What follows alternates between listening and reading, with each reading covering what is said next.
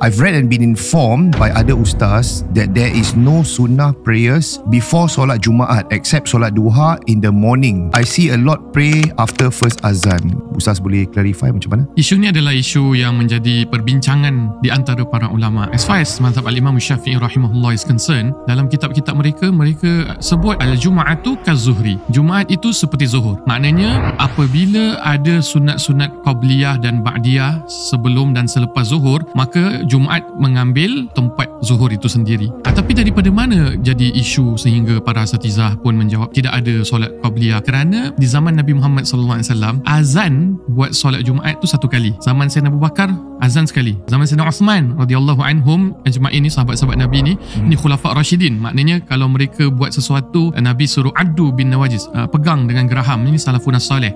Di zaman Sayyidina Uthman ada 2 azan pada hari Jumaat. Kerana manusia dah agak sibuk lah dekat pasar kan, dan Al-Quran ada sebut juga idza nudiya lis-salati min yaumil jum'ati fas'au ila dzikrillah wa dzarul bai'. Bila sudah dipanggil azan pada hari Jumaat, bergegaslah untuk ke rumah untuk mengingati Allah untuk solat Jumaat dan tinggalkan jual beli. Jadi Sayyidina Uthman introduce 2 kali azan. Jadi zaman Nabi SAW, bila Nabi buat 1 kali azan, pas azan langsung khutbah. Jadi di situ tidak ada solat sunat. Tapi jangan salah faham, kalau zaman sekarang kita datang masjid, imam sedang khutbah, kita boleh sembahyang sunat tahiyatul masjid. Dan juga hujah mereka yang menyatakan tidak ada, kerana Rasulullah SAW explicitly sebut solatlah 4 rakaat selepas Jumaat. Jadi maksudnya apa? Kalaulah ada, saya Nabi dah sebut. Ada pun yang membenarkan, para ulama dalam mazhab Syafi'i menyatakan Jumaat itu mengambil bahagian zuhur.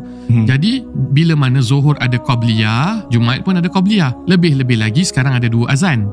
Di antara 2 azan itu boleh solat sunat qabliyah, kerana tiada dalil yang melarang untuk solat qabliyah sekaligus bukan pada waktu larangan seperti selepas subuh, seperti matahari tegak.